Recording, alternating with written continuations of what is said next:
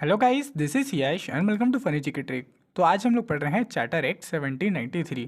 तो इसे हम लोग हमारे सिलेबस के हिस्ट्री और पॉलिटी दोनों से रिलेट कर सकते हैं, जिसमें मॉडर्न हिस्ट्री और पॉलिटी के हमारे historical background of the constitution में आप इसको डायरेक्ट रिलेट कर सकते हैं। तो अभी तक हम लोगों ने regulating act, act of settlement और पीट्स इंडिया एक्ट को अच्छे से डिटेल में एनिमेशन से समझ लिया था। पिट्स इंडिया एक्ट की कमियों को दूर करने के लिए 9 साल बाद आता है चार्टर एक्ट, और इसके बाद से चार्टर एक्ट की सीरीज शुरू हो जाती है और इनके बीच में साल का गैप होता है 20, यानी कि 20 साल बाद अगला चार्टर एक्ट आएगा। तो हम लोग इतना चार्टर एक्ट के बारे में बात कर रहे हैं, लेकिन ये चार्टर होता क्या है? देखिए, चार्टर किसी क्षेत्र के लिए अधिकृत विधायिका यानी कि जो ऑथराइज लेजिस्लेचर है उसके द्वारा बनाया गया कानून है, या सिंपली कह दो कि चार्टर जो है कानून जो कि सरकार द्वारा बनाया जाता है। ओके। और जैसे कि आपने एंशियंट हिस्ट्री, मिडिएवल हिस्ट्री, इसमें भी देखा होगा कि जो राजा महाराजा हैं वो फरमान जारी कर देते हैं। तो ये जो फरमान जारी करना हो गया ना, ये फरमान उस टाइम का कानून हुआ करता था, यानी कि जो राजा कह दे वही लिखित रूप से जो है मान लिया जाता था और वही कानून बन जाता था। तो वही कह सकते हो कि ये जो चार्टर है ये एक तरीके का फरमान हुआ करता था सरकार के द्वारा। ओके। ये सरकार का रूप, शक्ति और अधिकार का क्षेत्र जो है वो निर्धारित करता है। चलिए, तो ये तो रहा सिंपली चार्टर। चार्टर को सिंपली हम लोग लैंग्वेज में बोल सकते हैं ये है लॉ, यानी कि कानून। ओके। तो चार्टर एक्ट 1793 में दो इम्पोर्टेंट चेंजेस हुआ है। पहला चेंजेस ये हुआ कि जो गवर्नर जनरल ऑफ बंगाल था वो जो है अब बॉम्बे प्रेसिडेंसी और मद्रास प्रेसिडेंसी को कंट्रोल करने लगा था। यानी कि इस एक्ट के माध्यम से इन दोनों प्रेसिडेंसी का कंट्रोल वो गवर्नर जनरल ऑफ बंगाल के अंडर आ गया था।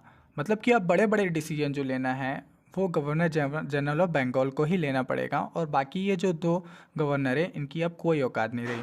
ओके, ये तो था पहला चैलेंजेस या पहला चेंज। तो ये तो था पहला चेंज।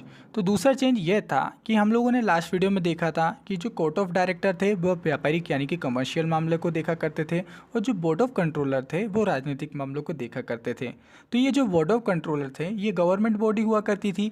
अब जैसे जो कोर्ट ऑफ डायरेक्टर थे ये तो कंपनी के मेंबर हुआ करते थे ना, तो इनको जो पैसा मिला करता था वो कंपनी की कमाई से मिल जाया करता था। लेकिन जो बोर्ड ऑफ कंट्रोलर था उस को तो गवर्नमेंट चलाती थी, यानी कि ये गवर्नमेंट की बॉडी हुआ करती थी।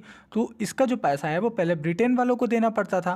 बट हुआ क्या कि ये जो चार्टर एक्ट के माध्यम से कि ये जो बोर्ड ऑफ कंट्रोलर हैं इनकी जो वेतन है यानी कि जो रेवेन्यू है वो भारतीय राज्यों से यानी कि इंडियन रेवेन्यू से देना स्टार्ट कर दिया।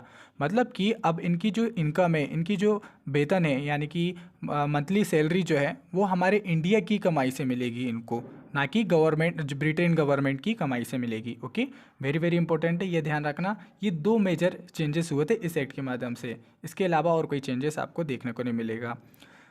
तो अभी तक हम लोगों ने देख लिया regulating act, act of settlement, Pitt's India act, और उसकी कमियों को दूर करने के लिए चार्टर एक्ट आया जिसमें दो प्रोविज़न किए गए जिसे हम लोगों ने इस वीडियो में देख लिया है। इसके बाद 20 साल बाद इस चार्टर एक्ट में अमेंडमेंट करने के लिए चार्टर एक्ट 1813 आता है, जिसमें काफ़ी सारे मेजर चेंजेस होते हैं जिसे हम लोग नेक्स्ट वीडियो में पढ़ेंगे। तो वीडियो अगर आपको इन्फॉर्मेटिव लगा हो तो दोस्तों का शेयर करने का आइडिया बुरा नहीं है। चैनल पे नए हो तो चैनल को सब्सक्राइब करके बेल आइकन प्रेस करना मत भूलना। चलिए मिलते हैं नेक्स्ट वीडियो में, तब तक के लिए खुश रहिए, मुस्कुराते रहिए। जय हिंद, जय भारत।